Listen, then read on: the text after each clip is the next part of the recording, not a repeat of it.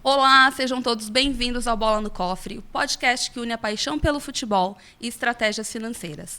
Eu sou a Bruna Teixeira, sócia e banker na Tauari Investimentos, e estou aqui hoje com a minha amiga e sócia Priscila Pazini, que vai comentar um pouco mais com a gente desse programa. Olá, pessoal, boa noite. Vou compartilhar aqui com vocês dicas para driblar dificuldades financeiras para que o sucesso dentro do campo seja também fora dele. Começa agora o Bola no Cofre.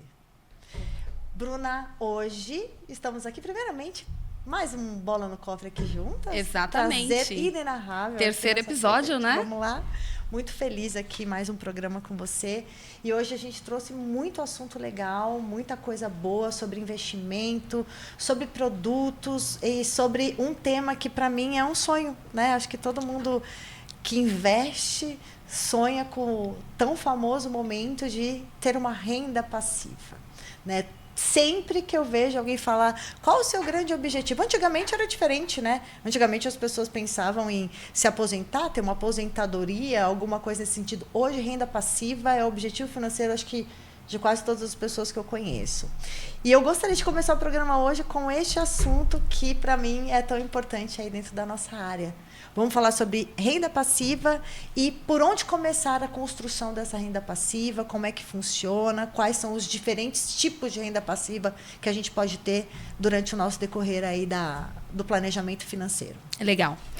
Pri, você falou muito bem. Renda passiva é a bola da vez, né? Sempre que algum cliente senta e a gente está ali naquele processo do planejamento, porque tudo começa pelo planejamento, para a gente entender, né, qual o direcionamento que a gente vai trazer para aquela família, para aquele patrimônio investido, vem o tema, eu preciso de renda passiva.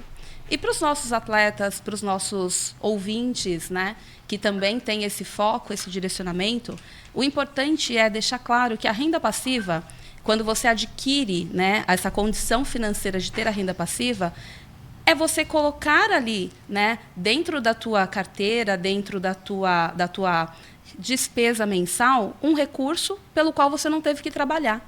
Sim. Porque ao longo desse planejamento, né, desses investimentos e de toda essa estruturação que a gente faz, o nosso cliente ele já foi sendo preparado para esse momento. Então, imagina, que maravilha, você ter acumulado ali um volume financeiro o suficiente para conseguir fazer um ano sabático, parar de trabalhar, realizar uma transição financeira, uma transição de carreira, sim, onde a gente precisa estar com todas as contas organizadas e você ter ali mensalmente um recurso vindo para a tua conta sem que você tenha que estar ali no dia a dia trabalhando. Então, né? Seria correto pensar que a renda passiva ela se torna parte da nossa composição de renda mensal, no momento em que a gente coloca o dinheiro para trabalhar para a gente. Seria correto a gente colocar dessa maneira? No sentido de que os meus investimentos produzem uma renda mensal no valor tal que me tranquiliza totalmente ou parte do meu orçamento. E este é o objetivo, é assim que se forma. E essa renda passiva, ela tem possibilidade de você ter acesso mensalmente, esses recursos eles são diluídos no decorrer do ano. Como é que a gente consegue obter esses valores? Ele pode ser... A gente escolhe? A gente tem essa escolha? Tem sim. Mas vamos lá. Foram várias perguntas e eu vou fatiar aqui. Vamos lá. Legal, Pri, que você colocou que, de uma forma muito mais simples, né, o conceito de renda passiva do que a gente normalmente ouve aí os jargões de mercado. Sim. E é exatamente isso. É dentro da construção do teu portfólio de investimentos, você olhar para uma parcela, né, relevante desse patrimônio para gerar uma renda eficiente para você lá na frente, para gerar essa renda passiva. Uhum. Sim, ela pode ser mensalmente. Todos os clientes que eu atendo e que eu faço essa gestão de renda passiva, eles buscam uma renda mensal, né? Sim. Então a gente já estrutura a carteira, estrutura todos os pilares para essa geração de renda, que não vem apenas do investimento financeiro, né? Existem outras formas de constituir renda passiva e a gente vai falar sobre isso, né? Sim. E a gente vai organizando dessa forma, tá? Sim. Mas se o cliente, por exemplo, vir para mim e falar, Bruna, eu quero uma carteira que hoje me entregue uma renda passiva de 50 mil reais. Boa, isso que eu ia te perguntar realmente. Mas eu não vou utilizar essa renda passiva, né? Uhum. Perfeito, porque eu tenho mais tempo para acumular mais patrimônio, sim, porque essa renda passiva que vai sendo creditada na conta dele mensalmente, eu vou reinvestir. né? Sim. E no Brasil a gente tem um conceito de juros compostos. E com um juro tão alto, a gente consegue fazer o quê? Potencializar os ganhos do nosso cliente. E falando, agora você acabou de comentar sobre tipos, né? Há um tempo atrás, a gente via que as pessoas utilizavam a estratégia de renda passiva imóveis. Então, o boom imobiliário veio aí para realmente diversificar, comprar imóvel, flat, e faz isso e faz aquilo. Muitas pessoas tinham ali a sua renda passiva de aluguéis. Sim. Então, isso foi por um bom tempo uma estratégia muito utilizada para uma formação de renda passiva. Acontece que os imóveis, eles têm ali uma dilapidação, né? Eles acabam ali precisando de uma manutenção. Tem vezes que não entram em locação e você precisa pagar o aluguel, o condomínio da mesma forma. Fala pra gente um pouquinho, Bruna, sobre esse conceito de o investimento imobiliário. A gente sabe que é uma paixão do brasileiro. Sim. Né? Cada Imóvel, vez mais, né, estão olhando para isso. Imóvel e sempre vai ser. Eu acho que não existe uma pessoa, poucas pessoas passam e falam, eu não tenho um sonho de ter um imóvel. Pelo menos um imóvel a pessoa gostaria de ter. E eu vejo os mais jovens, os mais novos, indo um pouco na contramão desse fluxo de querer imobilizar dinheiro. Eu vejo, quanto mais jovem a pessoa é, mais eles querem diversificar de outra maneira para não deixar o dinheiro ali preso. Então, agora eu queria que você falasse um pouquinho sobre investimento imobiliário. Boa, vamos lá. Eu vou dar um passo atrás, falando dos imóveis, e aí a gente faz o link com os fundos imobiliários, que eu acho que vai ser bem interessante fazer dessa forma. É cultural. No Brasil, quando você era criança, você ouviu o quê dos seus pais? Precisa ter uma casa. Por muito tempo, ter patrimônio imobilizado era questão de status. Sim. As pessoas, elas não queriam saber quem era a Priscila. Eles queriam saber quantos imóveis a Priscila tinha. Lembro que eu sou... Bom, eu não vou dizer a idade não aqui, precisa. Não preciso mais uma vez. Mas na minha época, sabe até uma coisa que era patrimônio que... Telefone. Sim, porque era Você caro. lembra? Era caro. Que tinha aquela lista com os números que você comprava. Custava caro ter telefone em casa. Mudou muito. Imagina, fazia parte do patrimônio uma linha telefônica. Pois então, só voltando aí, dando esse overview, lembrei aqui dessa situação. Mas muitas pessoas ganharam dinheiro porque compravam e vendiam, né? Isso. E depois veio os celulares, enfim. E a gente passou por toda essa evolução, né? Sim. Mas é muito cultural. Então, o brasileiro, ele já tem essa cultura de ter um imóvel, ter algo que é palpável, que ele vê, está ali. Foi um processo longo de mercado e veio toda uma estruturação, e o mercado financeiro ele se tornou muito mais robusto e muito mais acessível, né, com a desbancarização que nós vimos acontecer, né? E o que acontece com tudo isso? As pessoas, elas passaram a entender que ter o imóvel traz benefícios, obviamente, porque muitos imóveis ali foram constituídos para essa geração de renda passiva, aquele famoso aluguel, né? E também para que eles tivessem bens que eles conseguissem acessar, que eles conseguissem ver, tocar, né? Palpável, exatamente. E o que acontece com tudo isso? Na hora de fazer um planejamento, na hora de fazer ali a conta, ver se a conta está batendo, eles não prestavam atenção que o imposto que vem sobre essa renda do aluguel, se esses imóveis eles estiverem na pessoa física, ele pode ter uma variação de tributação de 7,5% a 27,5%, o que é muito alto, né?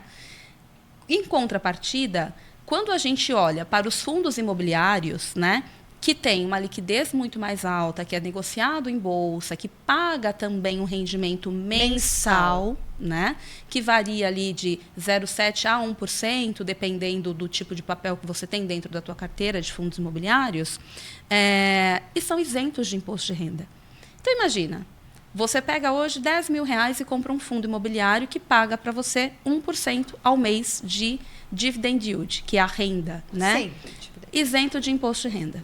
Só que você tem um imóvel que te rende os mesmos 1% de aluguel, só que você vai deixar ali 7,5% de imposto. De imposto. Né? E tem o outro fator, a falta de liquidez. O imóvel, caso você tenha que fazer um movimento rápido, ele não é líquido.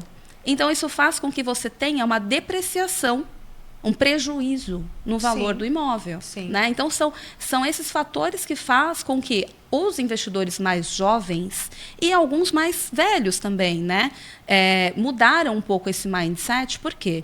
Hoje, o patrimônio investido, o patrimônio bem investido, ele traz retornos muito maiores e mais eficientes em questão de renda passiva do que imobilizado ali na casa.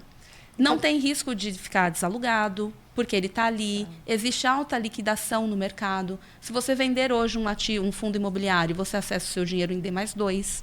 A casa não.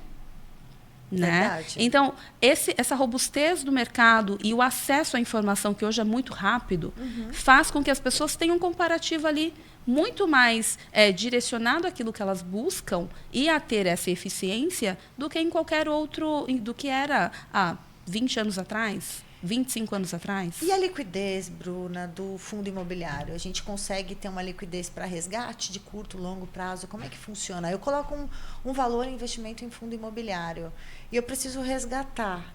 Tem uma média de tempo? Tem uma variação? Qual é mais ou menos o prazo que a gente consegue pegar o valor que colocou em fundo imobiliário se quiser resgate? Assim, como a gente está falando de renda passiva, normalmente a gente faz a alocação, né, em uma carteira de fundos imobiliários e a gente vai revisitando essa carteira periodicamente. Sim. Aí, se fizer sentido a gente vender uma posição, porque aquele ativo ele já entregou o máximo de renda que ele poderia, e, enfim, por vários fatores isso pode vir a acontecer, aí a gente faz o resgate e a liquidação é super rápida. Né? Hoje, os ativos negociados em bolsa, a liquidação ocorre em D+2. Então, imagina que em 3 dias você está com o valor ali disponível em conta para você utilizar. Sim, né? Muito simples. E, assim, fazendo um apanhado dessas informações, as vantagens e as desvantagens que a gente tem de investir no mercado imobiliário, o que você acha? Além da o fácil acesso ao patrimônio, a liquidez, o que você entende das vantagens que a gente pode passar para a galera sobre essa estratégia de investimento? Pri, para mim, a principal vantagem de ter fundo imobiliário na carteira é que você tem um patrimônio ali que não é seu. E, normalmente, os fundos imobiliários eles compram lajes caríssimas, shoppings, hotéis, galpões. Então, existe ali uma gama de produtos que eu, na pessoa física, eu não acessaria. Então, a diversificação do que está ali dentro daquele fundo, né, é fantástica. E é isso que faz com que a gente veja as pessoas migrando recurso do patrimônio imobilizado para o fundo imobiliário. Porque, se você parar para pensar, a estruturação, né, o dividendo, a renda de aluguel, tudo muito parecido. Sim. O ponto do fundo imobiliário, né, é essa gama de diversificação. Os ativos que estão ali dentro, você consegue saber quais são, porque você tem acesso à lâmina do fundo. Né? Então, você consegue saber a região que aqueles imóveis estão, o que os galpões foram constituídos, os contratos que estão ali dentro também. Né? Então, tudo isso traz para a gente o quê? Clareza, transparência. A gente entende o lastro daquela aplicação.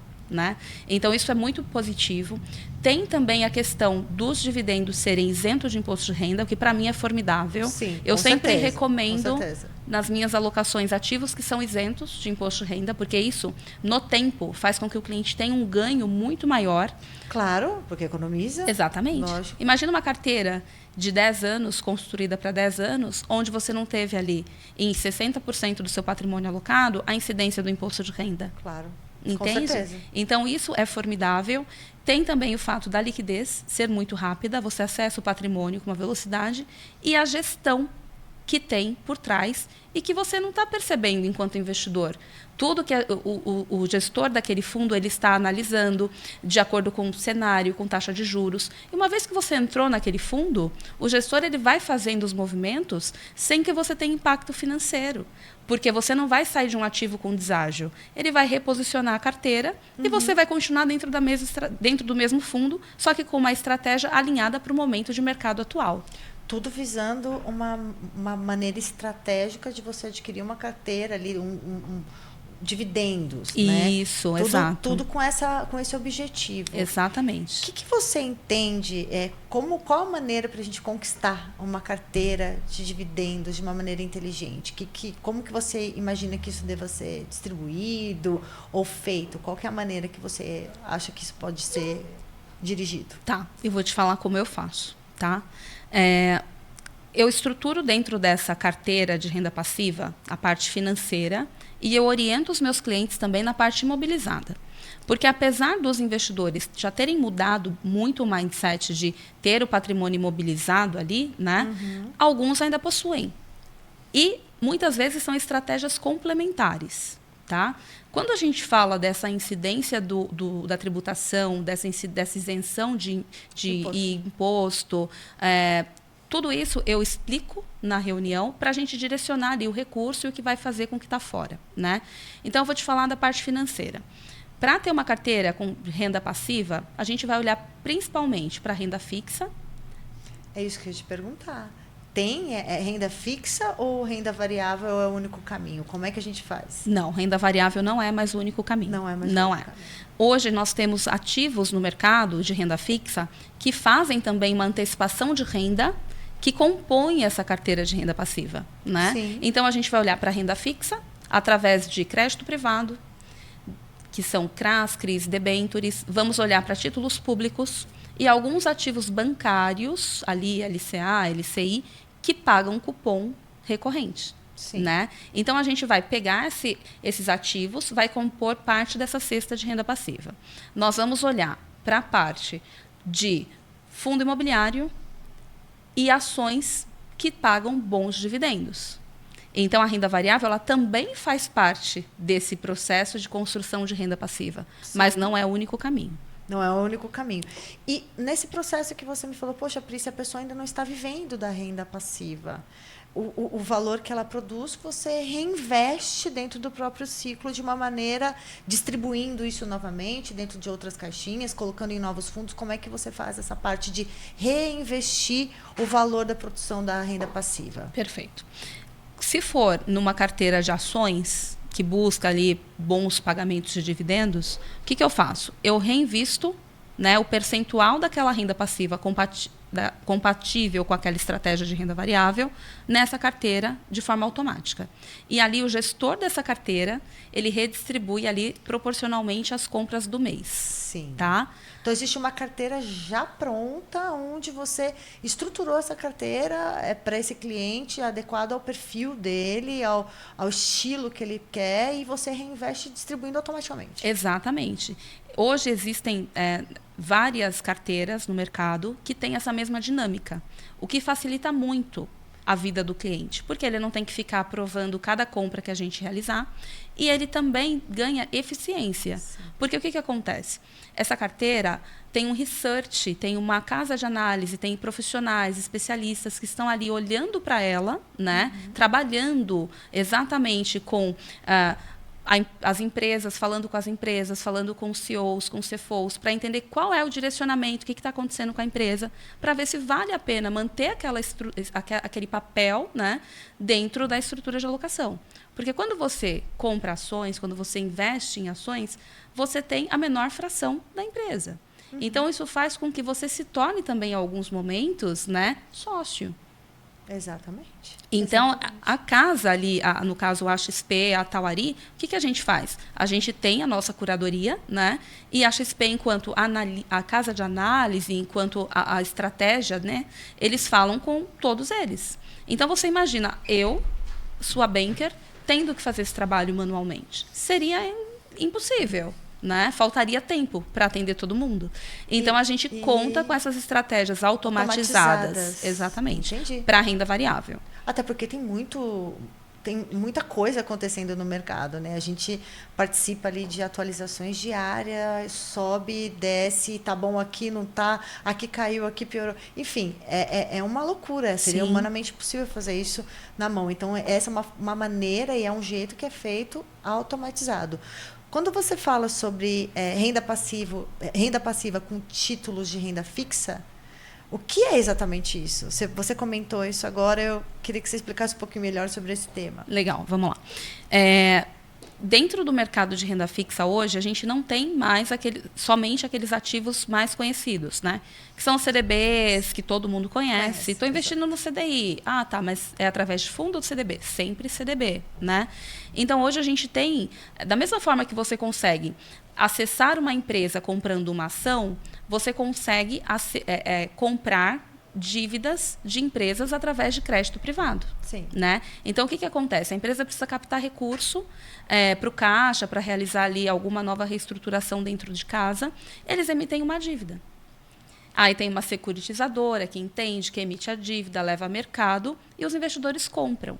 Só que ali, dentro dos ativos de crédito privado, existe um risco um pouco maior do que os CDBs e do que os títulos públicos. Tá? E por quê? Porque ele não tem garantia do FGC, ele não é um título soberano como título público. Então, a gente precisa ter um crivo, uma análise mais criteriosa do tipo de estratégia que a gente vai levar para a carteira do cliente. Né? E aí, a gente analisa o quê? Tipo de risco. E não tem segredo. Risco-retorno. Quanto maior a taxa, maior o risco. Né? Então, a gente tem algumas casas que fazem ali, né, uma classificação de risco e elas fazem com que a gente tenha um direcionamento mais claro de qual tipo de ativo que a gente vai comprar. E, obviamente, que a gente vai entender o tipo de garantia que tem ali, naquela estruturação, quem é a empresa, quantos anos está no mercado, para entender se vale ou não a pena trazer para a carteira. O que eu compro dentro de crédito privado para os meus clientes neste momento? Tá? Eu compro a IPCA+, renda fixa, que é a inflação, mais uma taxa pré-fixada, que é muito bom, porque o dinheiro está corrigindo ali, né, toda a inflação, e eu estou te entregando uma taxa maior do que a inflação. Normalmente, IPCA mais 7, IPCA mais 6,5. O IPCA você calcula por volta de quanto? 4,10, mais ou menos, né? Agora, no momento atual. E o que acontece? Essa rentabilidade ela é isenta de imposto de renda. O que é uma vantagem, é muito benéfico para as carteiras. Assim como o fundo imobiliário. Assim como o fundo imobiliário, exatamente. E o que acontece?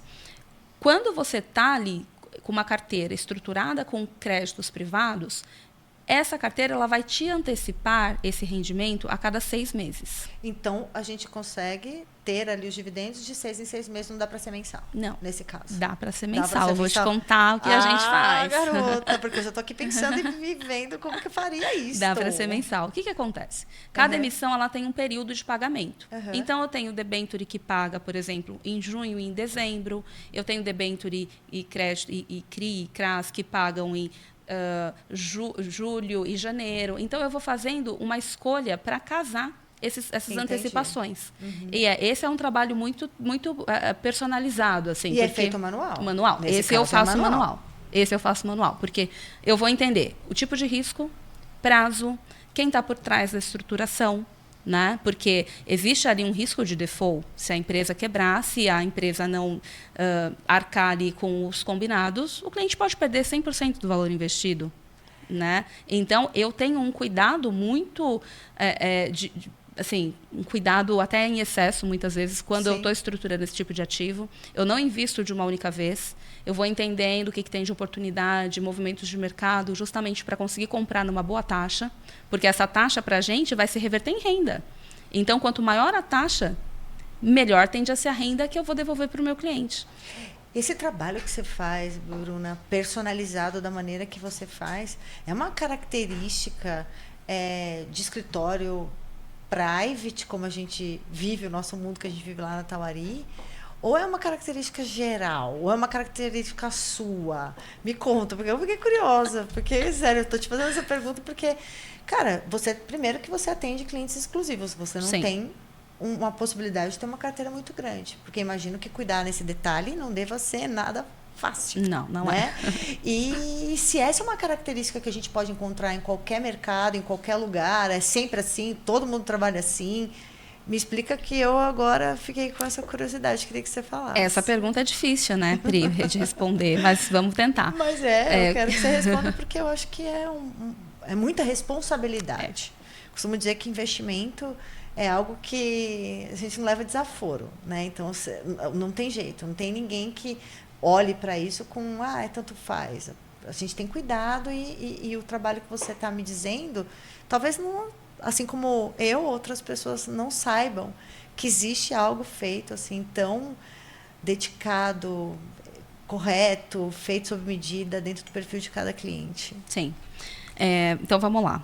A primeira pergunta é, eu tenho o meu jeito de fazer. Só que hoje, na Tauari, a gente tem uma estrutura que facilita muito esse processo para a gente, né? Então, a gente tem ferramentas ali que nos apoiam na escolha dos ativos. Tem a própria XP que disponibiliza para a gente um leque fabuloso de produtos, possibilidades, né? E produtos, e quais produtos que a gente pode levar para a carteira do cliente de forma eficiente, né? Mas aquela questão do risco, eu ainda coloco a minha lupa para entender se combina, se conecta com o meu cliente. Porque é o que você falou. Existem muitos escritórios, muitas pessoas na cadeira de assessoria, na cadeira de assessor de investimentos, só que você ter um banker que joga junto com você é totalmente diferente. Porque quando eu olho o patrimônio da Priscila enquanto minha cliente, não é o patrimônio da Priscila, é o nosso patrimônio. Sim. Quando eu sento com um cliente para fazer uma reunião de revisão, uma reunião de mudança de portfólio, não é a carteira dele, é a nossa carteira. Sim. Porque enquanto eu entrego para o meu cliente excelência, retorno e tranquilidade para que ele conquiste a prosperidade financeira dele, esse cliente está fazendo o quê? Mandando mais dinheiro, indicando pessoas, fazendo com que eu também prospere, porque a minha prosperidade depende da prosperidade do meu cliente. Sim. Entendeu? Sim. Então, eu não abro mão de ser diligente no processo, de pôr a lupa, de buscar sempre o melhor para que a nossa carteira cresça. Perfeito. Falando aqui de buscar prosperidade para os clientes, agora dentro do nosso público-alvo aqui que a gente tem, que são jogadores e entusiastas, né, desse nosso mundo do futebol, eu queria muito que você comentasse com a gente, citasse o caso, alguém que você entenda que tenha feito esse planejamento de sucesso de longo prazo, que esteja aí realmente, que seja um exemplo para dar aí no mercado da bola de um profissional que tenha tido aí muito êxito. Tá, existem vários casos de êxito, mas hoje a gente vai falar de uma pessoa que tem uma história, uma trajetória fantástica, que é o Elano. O Elano, ele começou ali jogando, né, futebol de base também, nasceu em 81, passou por uma série de situações que todo mundo da base passa. Vem de uma família também igualmente simples, né? É o típico jogador brasileiro que realmente tem talento e se desenvolve e busca crescimento. Começou ali no Guarani, né, na base, e teve passagem pelo Santos, em 2001 até 2004, depois 2011 até 2014, seleção brasileira, jogou fora, e encerrou a carreira, né? E o Elano, ele é uma pessoa que eu gosto de mencionar porque sou fã, né, do trabalho dele enquanto pessoa, e ouvir ele falando, né, como que ele estruturou tudo isso e tudo que aconteceu com ele de bom e não bom, né, porque normalmente as pessoas falam só o que é bom. Exato. O que é bom ninguém conta, mas ele contou para a gente. Foi super importante porque só reforça o trabalho que a gente faz, o trabalho que a gente desenvolve, esse cuidado que nós temos com todo o processo. Alinhado com os nossos 2 programas anteriores que a gente teve falando sobre educação financeira e planejamento. Muito dentro dessa linha, né, Bruna? Exato. E você entende que ele foi ali muito dentro do nosso direcionamento que a gente passou nos programas anteriores, dentro do planejamento de longo prazo. Exatamente. E ele fez isso, ele viveu isso em outro momento, em outro mercado, né? Então, a gente vai ouvir agora a experiência do Elano, que é uma experiência assim, louvável, e eu espero que agregue muito para todos vocês que estão ouvindo, que estão nos assistindo, e eu espero que vocês gostem do que ele deixou para a gente. O meu conselho para você se planejar financeiramente, primeiro é você tendo pessoas de confiança ao seu lado, pessoas que sejam transparentes, principalmente para o lado financeiro, porque o dinheiro, eu digo da minha carreira, porque graças a Deus a minha carreira ela foi bem positiva, profissionalmente. Quando você tem uma carreira profissionalmente positiva, consequentemente você consegue fazer dinheiro, você tem patrocínios de marcas, você tem o seu salário, você tem as premiações de jogos, porque quanto mais você conquista, você tem os bichos, você tem as premiações, tem as conquistas. Então eu falo assim de clubes, eu falo de seleção. Então as minhas experiências, primeiro elas sempre foram profissionais. Consequentemente, para que eu possa sempre estar ganhando financeiramente bem, para que eu pudesse organizar minha vida já que a minha vida, eu tenho uma família grande, tenho os meus custos, tenho as minhas coisas, e graças a Deus eu consegui, mesmo com alguns prejuízos dentro da carreira financeira, que eu também tive, né? Não só 100% por minha culpa, mas também por, às vezes, deixar por alguma situação, deixar isso de lado e vou observar isso só mais para frente. Depois você acaba tendo um prejuízo, que esse prejuízo fica especificamente para você que ganha, que sou eu, era o atleta, e você que está me vendo, mais jovem. É importante essa transparência, é importante esse investimento, mas como eu sempre digo, é você sendo bem sucedido profissionalmente, consequentemente você tem grande chance de estar ganhando financeiramente bem.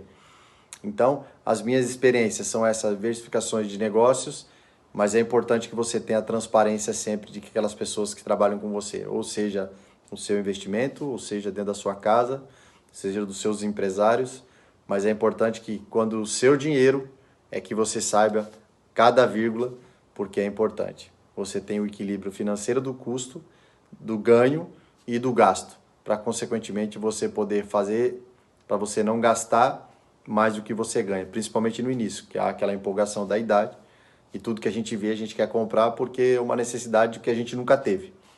Mas é importante que você tenha um equilíbrio, que você consiga reinvestindo esse dinheiro, porque a carreira de jogadora, de atleta, a gente fala aí de 10 a 12 anos, tem que ser em alto nível, mas é importante que independente do quanto você ganha, é importante que você seja uma pessoa equilibrada financeiramente, para você, no futuro, você consiga viver equilibrado, tranquilo, você consiga aí, ter uma vida do jeito que você sonha, do jeito que a gente sonha quando a gente inicia, a gente termine, e depois, quando termina a carreira como atleta, você consiga ter uma vida onde você consegue ter um lado financeiro que você consegue escolher para que rumo você quer seguir agora. Então, isso é importante, eu agradeço a Deus por ter essa oportunidade, e é isso. E que você tenha a cabeça no lugar, as pessoas de confiança, organize o seu dinheiro, invistam bem e gastem menos. Analisem onde estão gastando, porque o futuro é só vocês que vão pagar a conta. Valeu? Obrigado pela oportunidade. Se cuidem. Um grande abraço. Gente, e chega ao fim mais um capítulo do nosso Bola no Cofre. Queria muito agradecer a audiência de todos, a minha parceira aqui, Bruna, por mais uma gravação. Agradecer a todos os nossos patrocinadores, os nossos parceiros. Pedir para que vocês nos sigam nas redes sociais, acompanhem, mandem mensagem, recados, enfim, que estejam ali presentes dentro da nossa rotina e que até a próxima semana, no nosso próximo programa, que a gente vai falar para vocês em breve qual vai ser a pauta. Ótima noite. Ótima noite, pessoal. Obrigada.